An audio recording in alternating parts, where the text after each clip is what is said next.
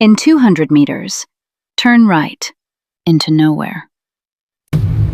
We've grown so used to trusting that small synthetic voice in the glove box or on our phone that we've stopped asking the simplest question.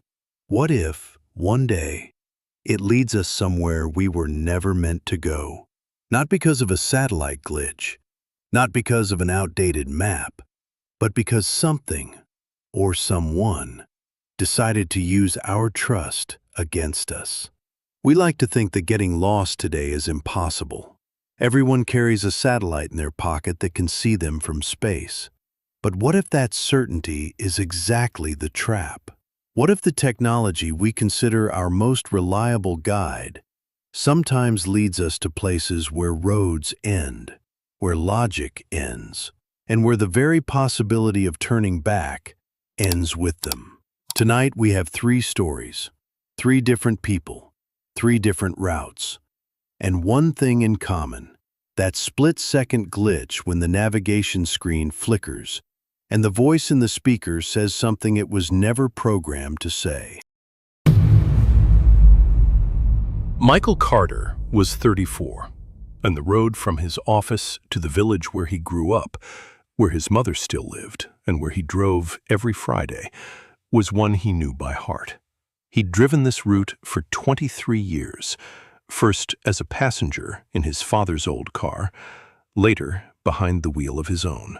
He could have driven these 25 miles with his eyes closed.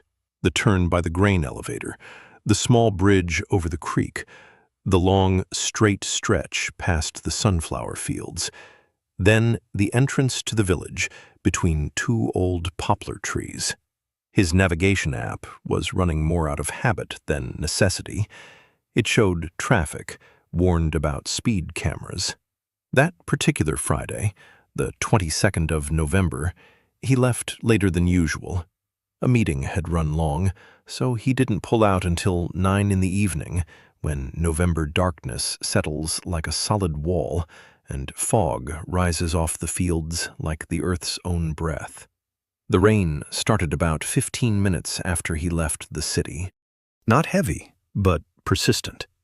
The kind that keeps the wipers working non-stop and blurs oncoming headlights into shapeless smears of light. Michael turned on some music, poured coffee from his thermos, and relaxed.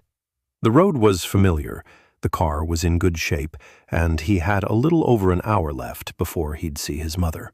That's when the navigation voice spoke up. "Traffic ahead, recalculating route." Michael frowned. Traffic jams on this road happened maybe in summer, when weekend cottage traffic clogged the highway. Never on a November night at 9 p.m. He glanced at the screen. The blue line that had been leading straight ahead now curved off to the side, onto a dirt track that, despite 23 years on this highway, he'd never even noticed. A narrow forest road branching off into the woods on the right.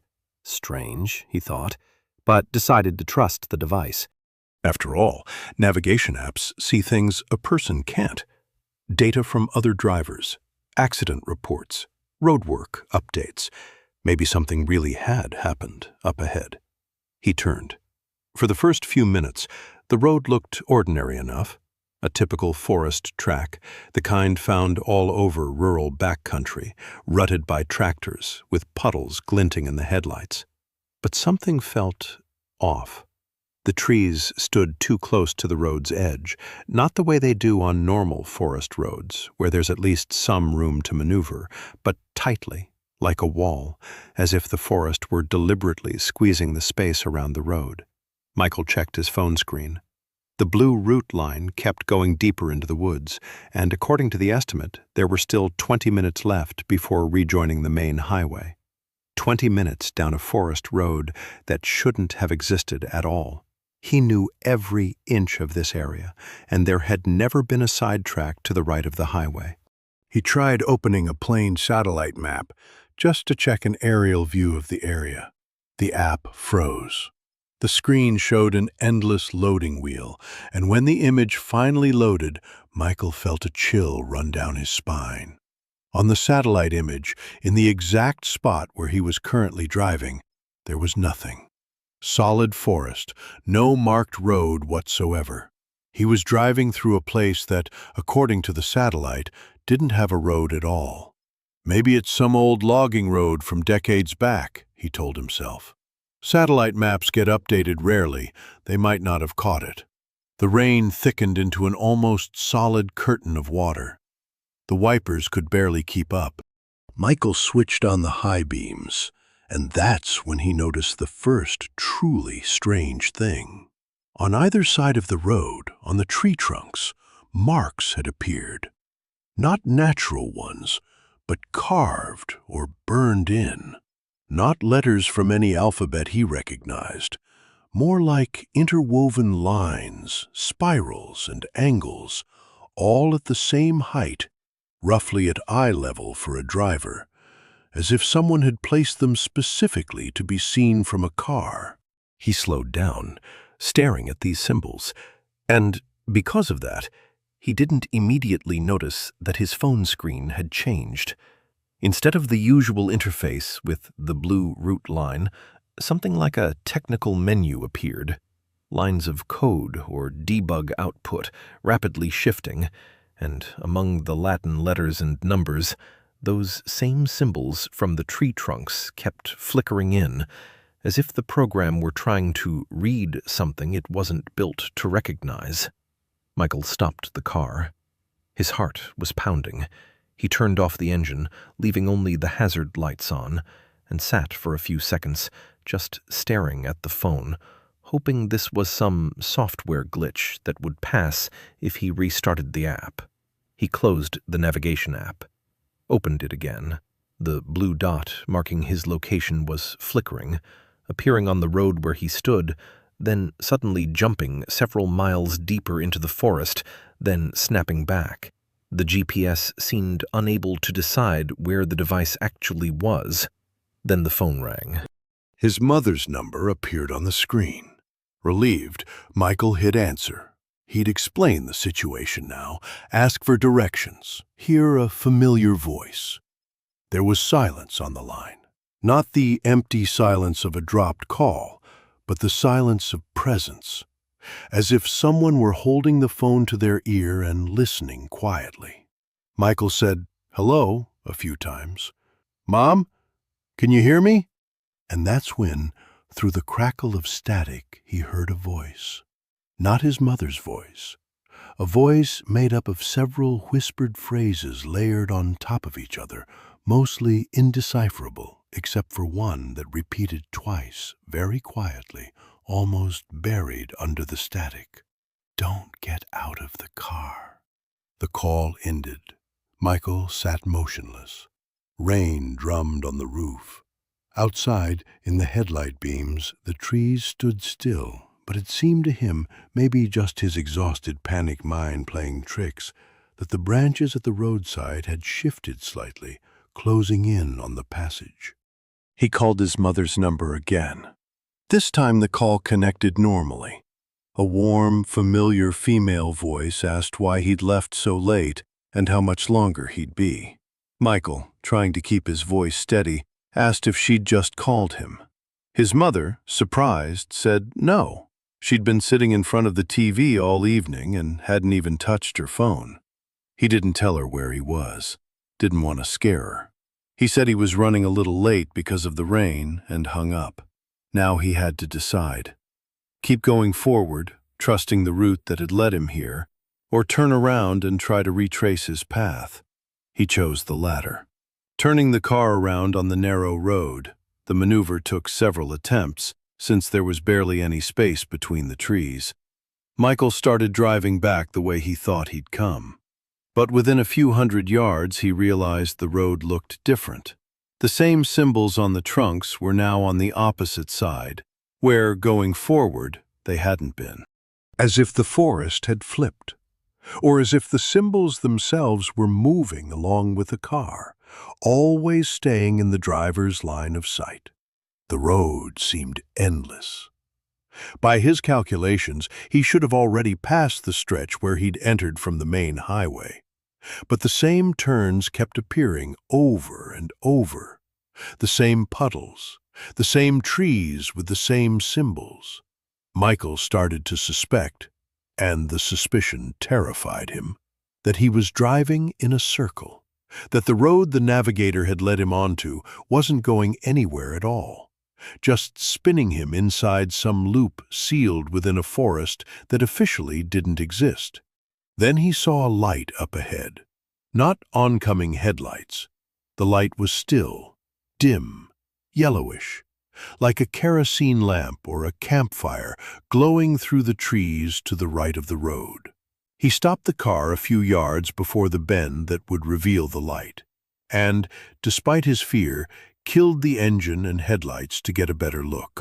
Through the haze of rain and fog, he made out a small structure, something like an old checkpoint or a forestry station, a half-ruined wooden building with one lit window. In front of the building, on a small clearing, stood several cars, old ones, so covered in rust and moss that it was impossible to make out their make or even their original color under the layers of grime and cobwebs. Judging by their condition, these cars had been sitting there for years, maybe decades. Michael felt everything inside him go cold.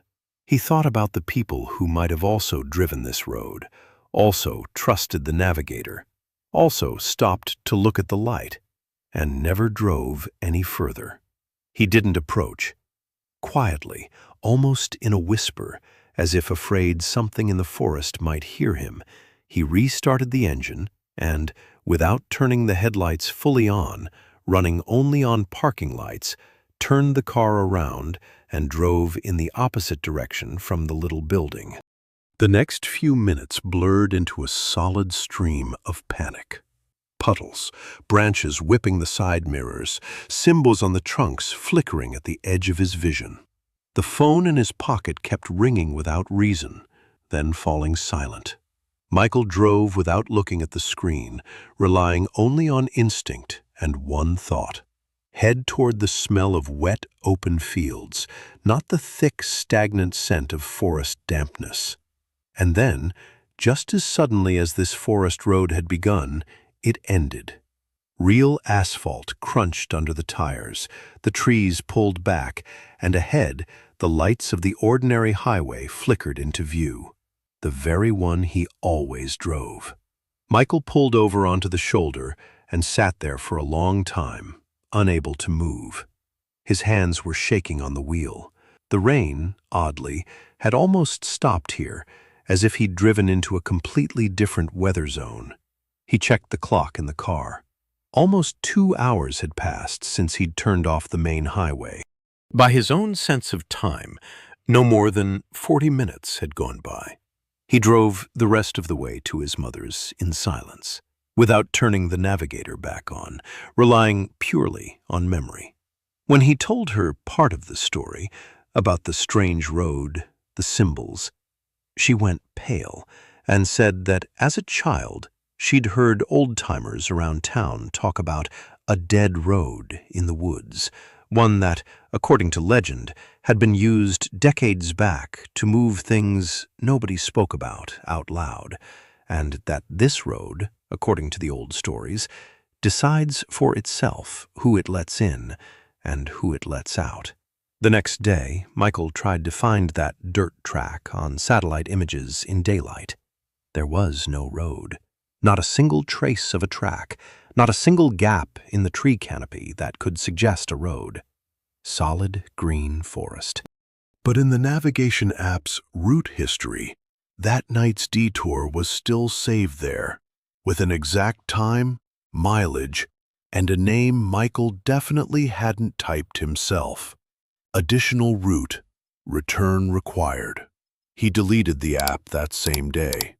But sometimes, when his phone lies next to him at night and the screen lights up for no reason at all, Michael finds himself wondering whether deleting an app really means anything to something that has already carved its own route straight into his pocket once. Sarah Mitchell loved hiking alone through mountains and forests. Some people thought it was odd, even risky for a young woman to go by herself.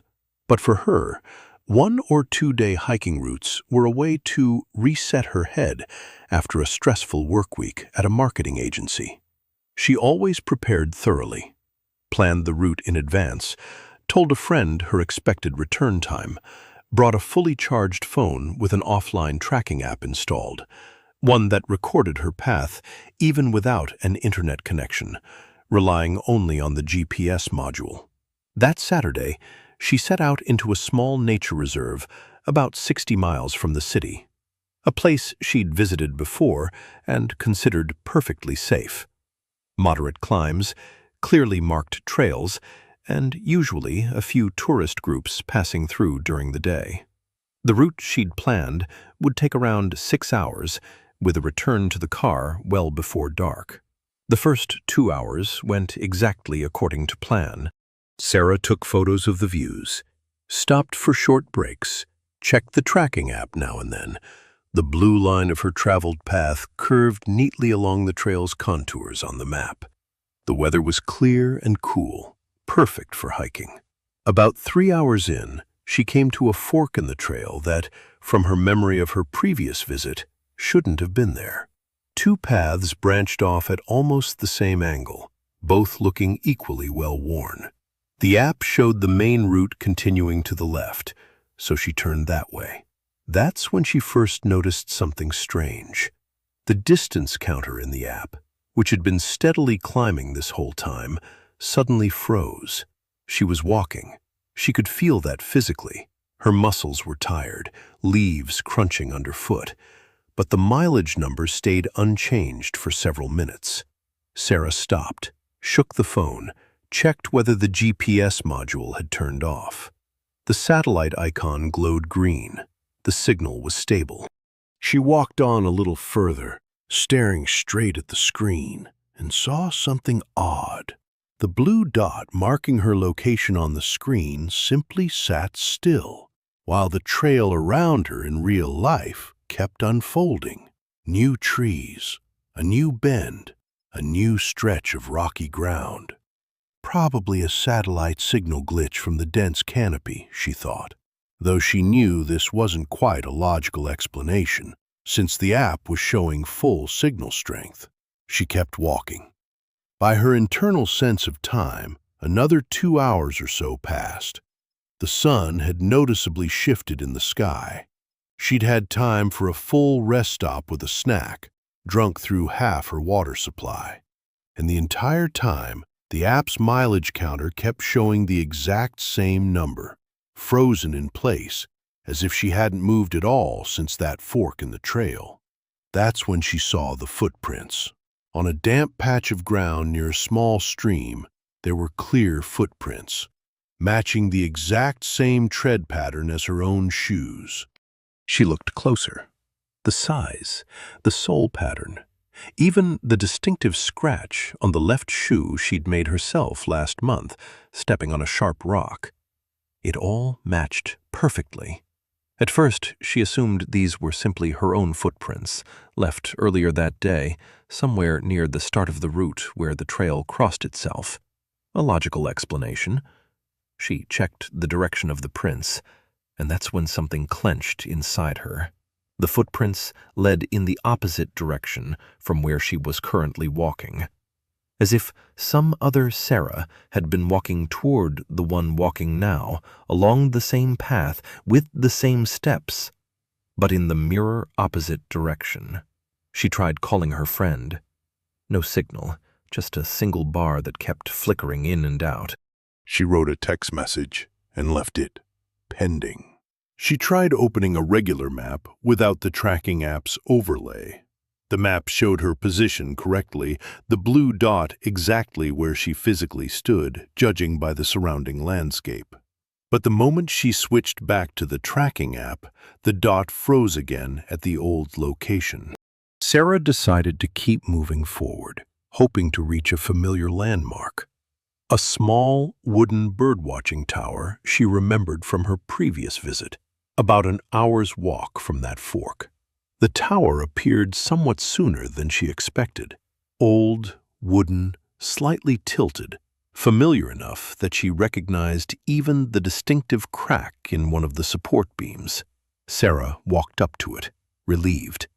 At least one landmark was in the right place, so she wasn't completely lost.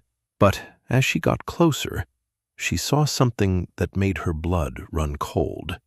At the base of the tower, on the soft ground, lay a half-eaten granola bar in its wrapper. One she recognized, the same brand, the same packaging she'd eaten during her rest stop hours earlier. The bar looked as if it had just been left there. The crumbs hadn't even had time to soak up moisture from the ground. She checked her backpack. The granola bars she'd brought were all accounted for, except the one she'd already eaten earlier. Same brand, same flavor she'd eaten right here, under this tower. The logical explanation suggested she'd simply looped back around without noticing, and what she was seeing was leftovers from her own earlier rest stop today. But an inner feeling, rooted not in logic but in some primal, animal fear, suggested otherwise. She had been walking forward this whole time, never once turning back. And what lay before her wasn't a trace of today's earlier stop, but of some other passage along this same path, happening in parallel, whether in the past, the future, or somewhere entirely outside the normal flow of time. Meanwhile, the sun had started noticeably sinking toward the horizon, much faster than her internal sense of time suggested it should. She checked the clock on her phone. Only 3 hours had passed since she'd left the car, though physically she felt like she'd been walking for at least 8 or 9 hours, exhausted, hungry, her feet aching.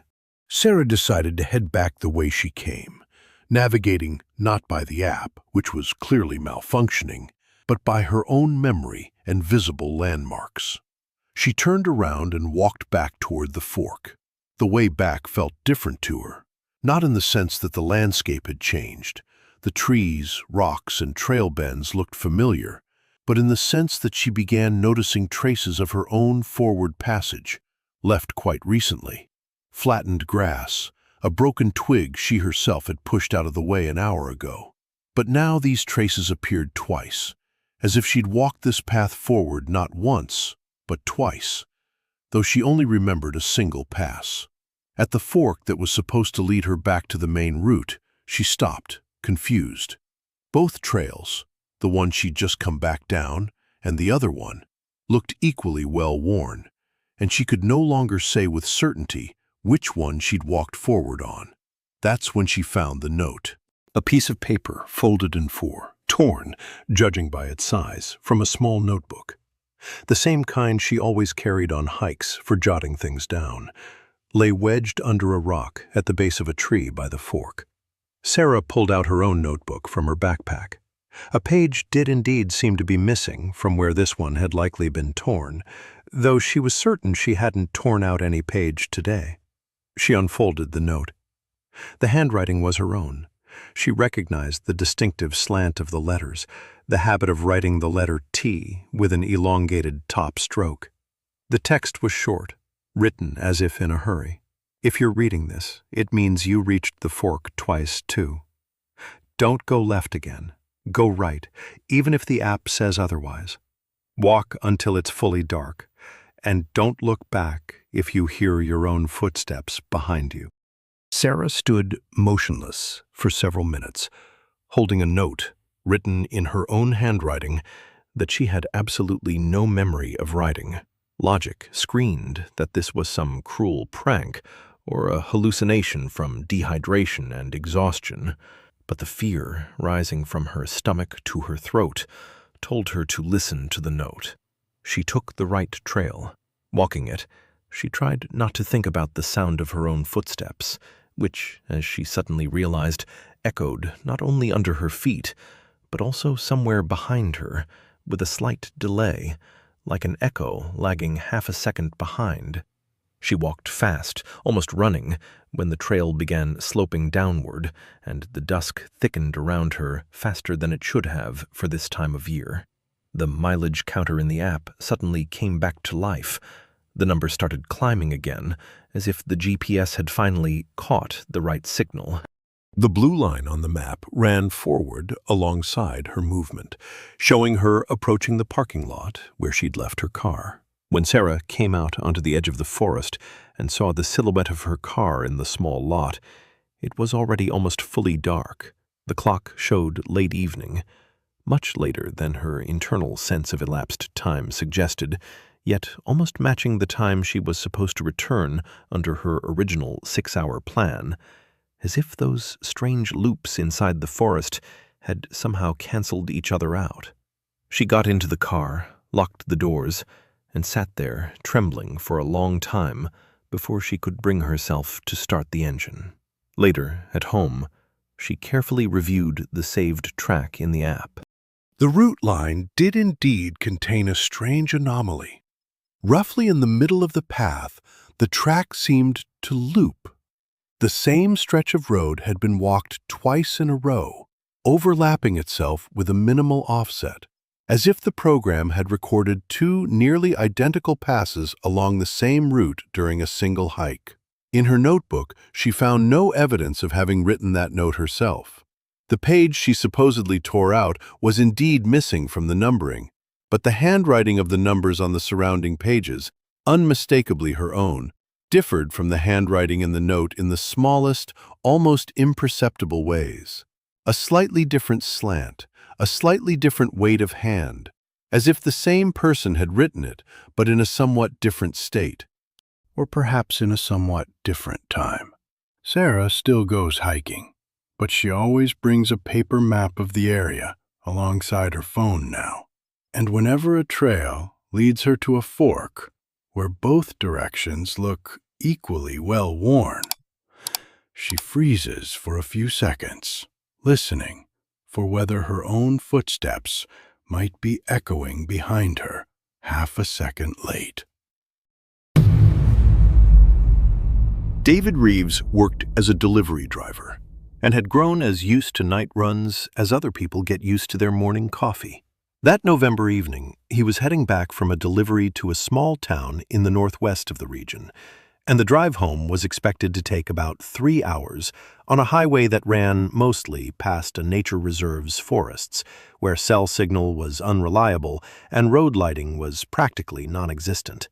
He'd been driving for about 2 hours, listening as usual to an audiobook through the car stereo, when the navigation app, the same one he'd used for years, with its familiar, slightly mechanical female voice, suddenly gave another instruction. The voice didn't sound the way it usually did. Instead of its normal, confident tone, the voice whispered, almost inaudibly under the engine noise, "In 500 yards, turn left." David turned down the audiobook volume, assuming he'd simply misheard something over some ambient noise.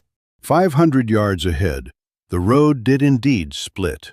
To the right, the main highway continued toward his city, while to the left ran a narrower, less lit side road leading deeper into the reserve, one he'd never driven before, and one the app had never suggested before. He ignored the instruction and kept driving straight, as always. The voice repeated, louder this time, but still a whisper, with a strange, almost breathless intonation. "You missed the turn, David." He jolted, gripping the wheel tighter. The navigation app had never addressed him by name. Standard apps simply don't have that function. Voice prompts don't use the user's name. David glanced at the screen mounted on the dashboard. The route that had previously been a straight line home now showed an alternate path curving exactly through that side turn deeper into the forest, and where the estimated travel time usually displayed, a message blinked instead. Arrival time unknown. He tried restarting the app. The screen went dark for a moment, then lit up again, this time with no interface at all, just a solid dark background with a single blinking dot somewhere in the center, surrounded by forest terrain with no road names or towns marked.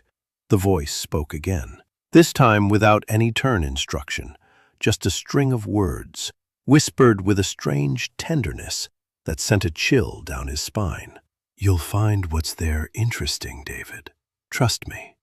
David physically shut off the navigation app, pulling the phone out of its mount and shoving it into the door pocket. His heart was pounding. He kept driving straight, going by memory, navigating by road signs, of which there weren't many on this stretch of forest highway. A few minutes later, just as he was starting to calm down, telling himself this was some kind of strange app glitch, maybe a server issue, or even a hacking attack on a popular map service that might make the news, the phone in the door pocket suddenly rang on its own, with no one touching it. The call automatically switched to speakerphone, a function David definitely hadn't enabled. The same whispering voice spoke again, this time without any pretense of a navigation prompt. "You already passed the turn, but I can wait. The way back is always open for you, David. Just turn around." Barely holding himself together from fear, he yanked the phone off speaker, tried to power it off completely. Holding down the power button did nothing. The screen stayed lit, showing the same dark map with the blinking dot.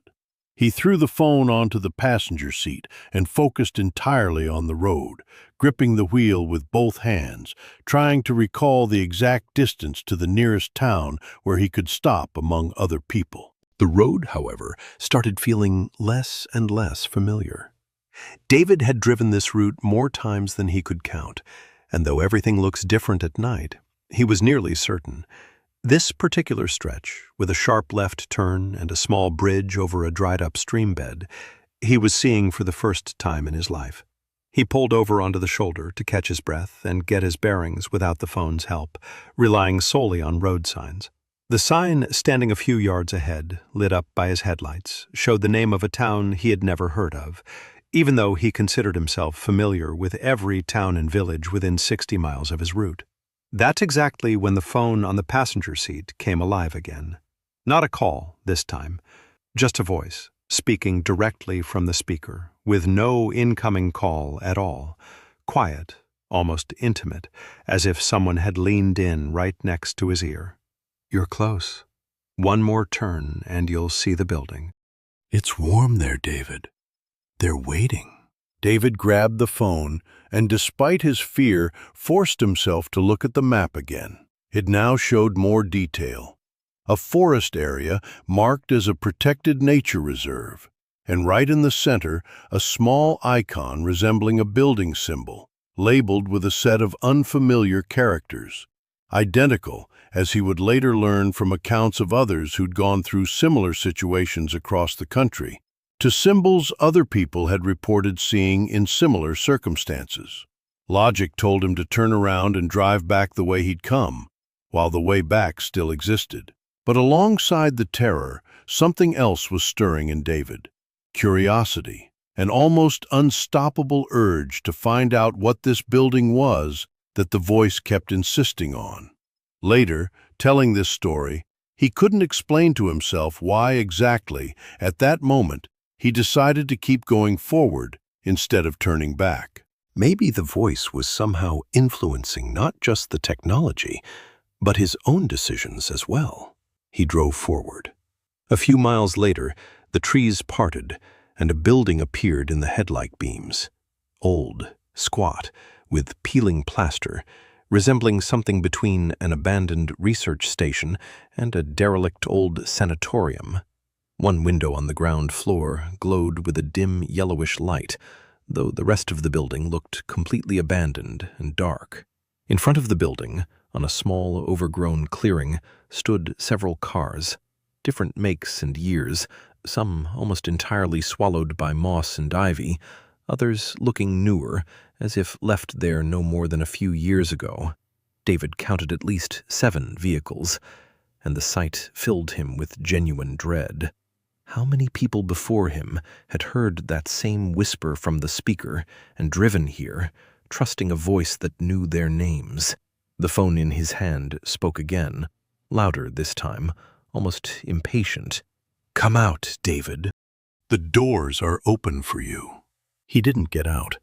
Instead, with trembling hands, he turned the car around, right there on the clearing in front of the building, clipping the bumper against one of the abandoned rusted cars, and drove off at full speed, as much as the narrow road allowed, back the way he'd come.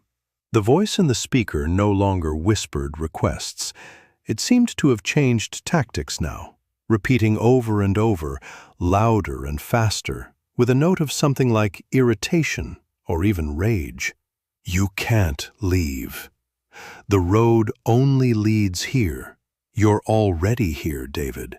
You've always been here." David tossed the phone out the open window as he drove, not stopping to consider the cost of the expensive device. The instinct for self-preservation overrode any rational concern about money. The road behind him seemed to be changing right before his eyes. The turns he'd just driven now looked different. New forks appeared that hadn't seemed to be there a minute earlier. He kept driving, relying purely on instinct and the faint light of stars, occasionally breaking through the clouds and tree canopy, until finally, up ahead, the lighting of a real major highway appeared, complete with actual streetlights and road markings. Pulling onto it, he stopped on the shoulder, turned off the engine, and sat there, shaking, for nearly an hour before he could bring himself to continue home. This time, without any additional gadgets, navigating purely by road signs and his own memory. The next morning, he told this story to a fellow driver, expecting to be laughed at or met with skeptical comments about exhaustion and hallucinations after a night shift. Instead, his colleague went pale and said he'd heard a similar story from another driver a few years back, about a voice in the navigation app that called a person by name and led them to an abandoned building in a forest reserve. That driver, according to the colleague, had gone missing for several days, and when he was finally found, disoriented, dehydrated, miles from his own car, he couldn't explain how he'd gotten there, and categorically refused to describe what he'd seen inside that building, only repeating that the doors were open for him, and he didn't go in, and now they're waiting. David never used navigation apps on night drives near forest areas again, and the phone he'd thrown out the car window that night, by his account, was never found, although he clearly remembered the approximate spot where he'd tossed it, and even went back there once during the day with a friend, specifically to look for the device. That stretch of road, just like in the Dead Zone story, they never found at all. No side track, no fork, just a solid, impassable forest, which, according to satellite images, had never had a road at all. 3 stories, 3 different routes. 3 moments when the technology we've come to trust without question showed us something that shouldn't exist on any official map. Maybe it's all just coincidence. Software glitches, unreliable satellite connections, errors in mapping databases, compounded by human exhaustion and the brain's tendency to invent logical explanations where none actually exist. Maybe the forests in these stories really do hide old, forgotten roads that grew over and vanished from official maps decades ago, surviving only in the memories of the oldest generation. Or maybe, and it's this possibility that makes us check our phones one more time before falling asleep, some places on this earth don't want to be found by accident. And the next time your navigator suggests an unfamiliar road in the middle of the night, it might be worth pausing for a second and thinking, what if this time it's better not to turn? Subscribe to Bloodstained Pages, hit the notification bell, and remember, sometimes the scariest thing isn't getting lost, it's knowing for certain that you're being led somewhere on purpose.